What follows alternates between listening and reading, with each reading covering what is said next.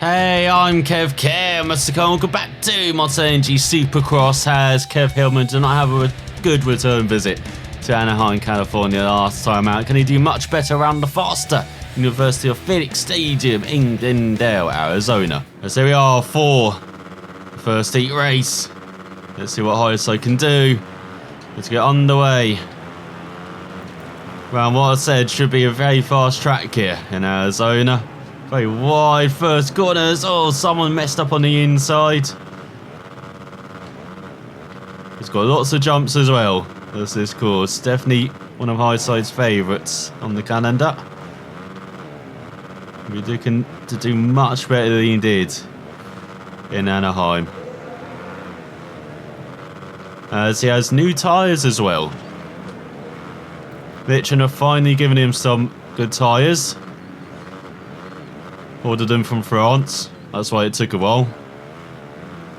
But it's going to give slightly better handling for the bike with proper tyres, so let's see if that benefits Highside round here, as he's already up into third, is he? Ahead of Donald Savage, as all the leaders down. They held up everyone. It was Porcel, of course it was Porcel. That's all, he pushes us right now. Got David Beck in third. But Donald Savage leads as we head towards the line. On this second lap now. Oh, Highside down the inside. Has he made it work? Not quite. As they're actually losing a bit, it looks like. As there goes David Beck down the inside for third. And look at this front four. Feels like they're pulling away. We've got Trent in fifth.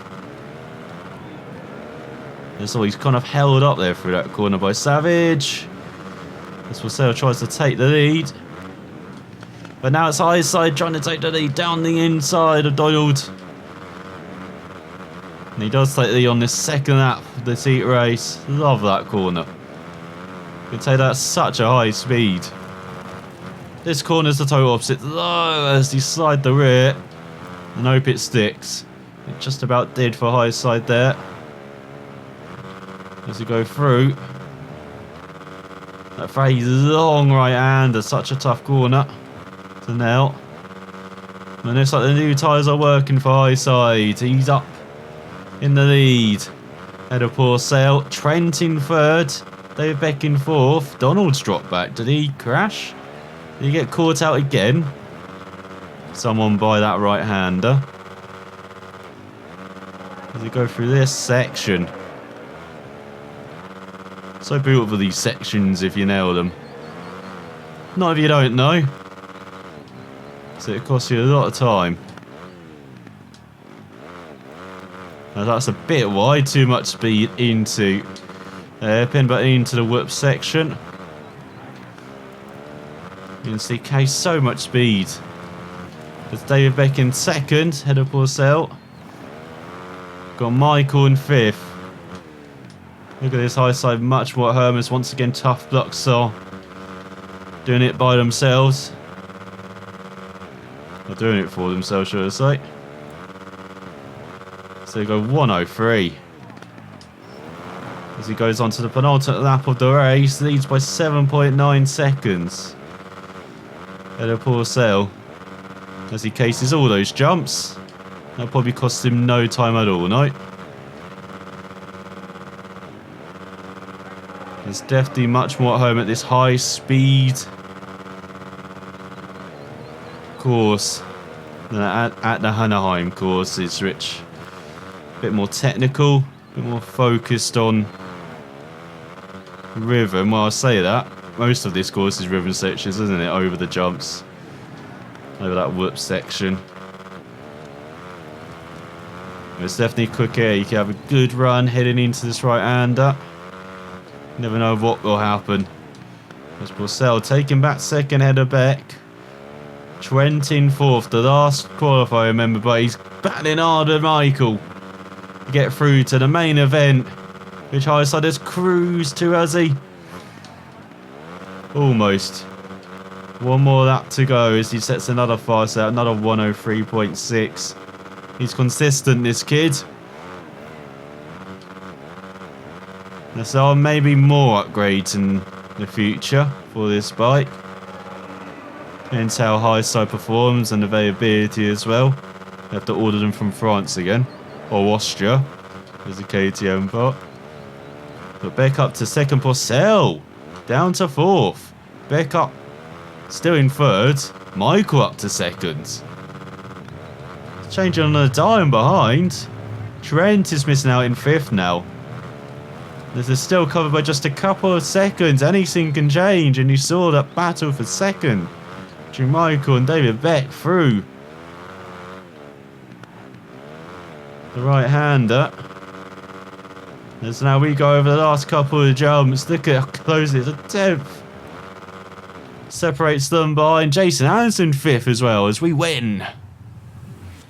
And it's Anderson who makes it through in third on his Husqvarna. What a ride in the end. Just beating out Porcel by 0.06 of a second. He beat out David Beck by just a couple of tenths of a second. Heartbreak for the Husqvarna man in fifth. But it's the Suzuki in second of Michael as we won on the KTM. As we nut through to Phil Cooper, Webb and 11. Donald Savage in 12th in the end on his Kawasaki. Where Kawasaki to see. Roxon in 15th, Reed in 4th, and Brayton in 16th. Some big hitters have to go through to the semi-finals where they join us in the main event. Welcome to the University of Phoenix Stadium in Glendale, Arizona. The energy here inside the stadium is growing. The race fans are anticipating an epic round of Monster Energy AMA Supercross, an FIM World Championship competition. The riders are in the gate. It's time to go racing in the Valley of the Sun. He has the speed and is definitely the one to beat, but can he handle being in the spotlight and the pressure? Well, Highside handled it well in San Diego as he's revving up early alongside Dungey, as that is a shocking getaway for this main event. But as you saw, the Neres is probably good zingers. Oh, a couple of riders gone wide and he's gone into the Hondas. Oh, the Honda's down, and look at this mishmash as Dungey's in last after starting first. You got into Cole Seeley, that was on the Honda. One of the championship front runners struggling this opening lap. As we make it up to 12th. They make it around the outside for the top 10. Look at Highside fly over these jumps on this opening lap. As he lands on top of, was that Dean Wilson? With Davey Millsaps. He's bound for a top 5 passer. Leslie having a good start. And Justin Barsha as well on his Suzuki. A lot behind his fellow manufacturer, Malcolm Stewart, who goes down. And the right-hander from hell. As there's a Lacey third on his Honda. Couple of Suzuki's behind. Surrounding this KTM. With fellow KTM Marvin in second, behind Husqvarna. Jason Anderson in leads at the end of the first lap. What an absolutely insane first lap. As Highside just blocks off Malcolm Stewart there, and that set up a fantastic run on Lacey over these jumps. So gets into third as Lacey lands on him and he's down. That's just unfortunate for Mike. I hope Highside doesn't have a headache after that. Tomorrow has, now he's going to be catching his fellow manufacturer runner, Muskin in the factory KTM team, alongside Dungey. Jason Anderson, the factory Husqvarna team. And then we've got the factory Suzuki's behind us. Oh, he's down in the right-hander from hell. Fast goes Stewart onto the podium places. Barsha as well as he runs wide, trying to get back up to speed. Davey Millsaps on the Honda in 6th, and Dean Wilson in 7th as we go on to the third lap. Just as Highside was probably eyeing up second, here he is dropping back with the battling Suzuki's of Barsha and Stewart. They see a rare podium in front. They do not want to let that go. Highside might do it for them. It goes over the jumps. And he's catching up to Muskin. They've got a fantastic set of jumps. Anderson is flying in the lead. Way in front is Asvarna, man. Not having to battle his way through the field like he did. Neat race. Now that he's got clean air, he's got an almost 2-second lead. But he's down in the right-hander. Now here comes Muskin for the lead. As ISO once again wide through that very long left-hander, that Snell corner. As it's very close between the top three now. It's like a 103.1 from ISO. That's how much time you gained by nailing those jumps. Gained around a second. As in this, like Anderson's now trying to pull away again from Muskin. Marvin not having the speed perhaps to battle for the win.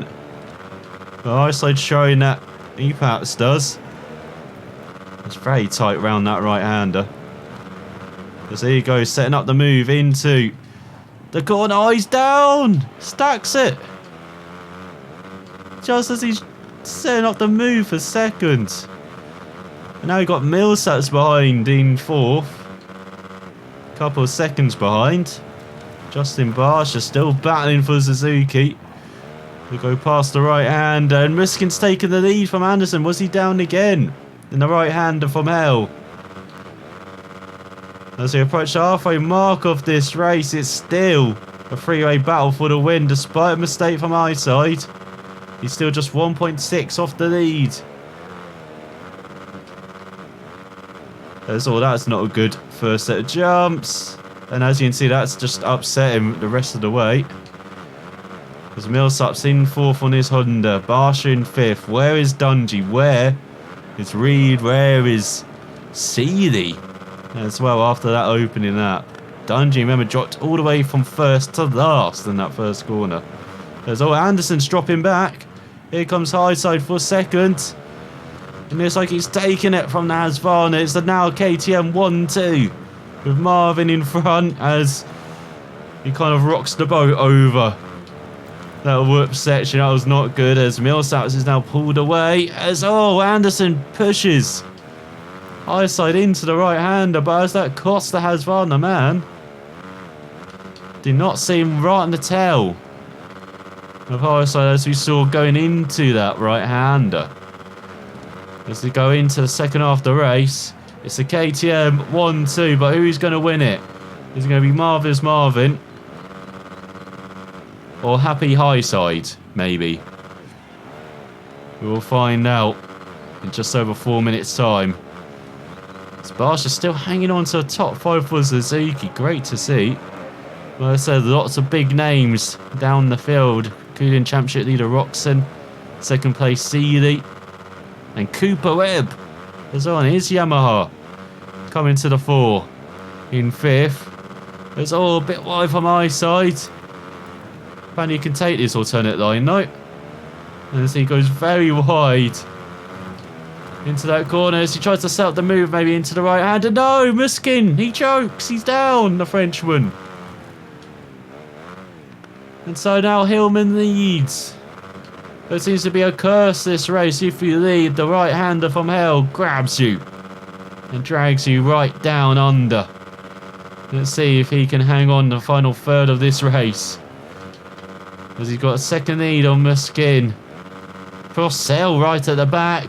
But here comes Muskin. Oh, he's down again. Lands on Highside. What was about Highside's head, which is so attractive for riders this race? He's made some enemies, maybe, in the first 3 races of the season. On track and off track. Just want to get some payback here in Arizona. Normally the home of the University of Arizona. Or Phoenix, should I say. And the Arizona Cardinals in the NFL, in the American Football League. But now it looks like it's going to be the home of Hillman. He's going to adopt this, just like he did with San Diego. He continue leading as Anderson's just over a second back though. As he go to the end of the Final quarter of the race. I was trying to look through the field. I can see Roxon's in the top 10. CD as well. So the Honda people trying to save their day, doing pretty well, the championship front runners. Well, Hillman's not riding the best this lap. Might allow Anderson to have a little go at him. Going to the last couple of laps of this race. Oh, and he braked way too much there for that jump. But there is Anderson. Around a couple of seconds back before this whoop section. Once again rocking the boat. They got just half a second back. Muskin, 3.4 back. It might be the right hander from Hill, which is saving Hillman. Anderson seems to have had issues there. So is Muskin. Eyeside's had it once. But he's pretty good over these last set of jumps. He's half a second ahead of Anderson. As here comes the Husqvarna man to take the lead. He's had the pace this race, just had a couple of incidents. And now let's see if Highside can respond. With just 3 laps to go, including this one. He's not so far. Anderson's got the pace. These Michins are maybe not working at the end of the race.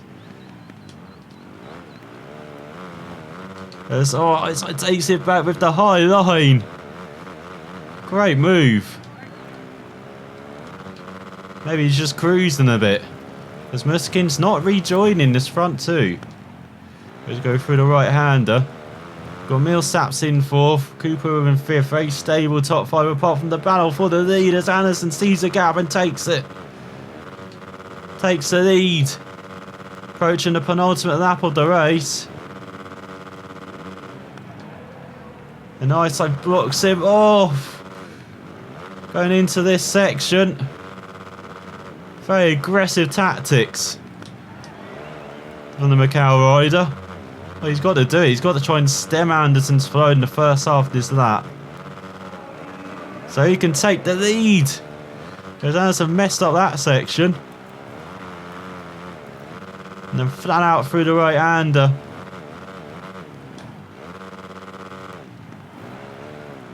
And then through that right-hander, pretty good. Now can he nail this whoop section for once? That's better. As the lead is almost a second now. Muskin falling back into the hands of Millsaps. Could have a battle for the podium on the final lap, just like we've got a battle for the lead. This Highside, a bit too sideways. He did have a second gap.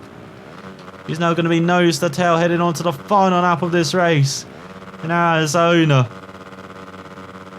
1.1 behind is Anderson.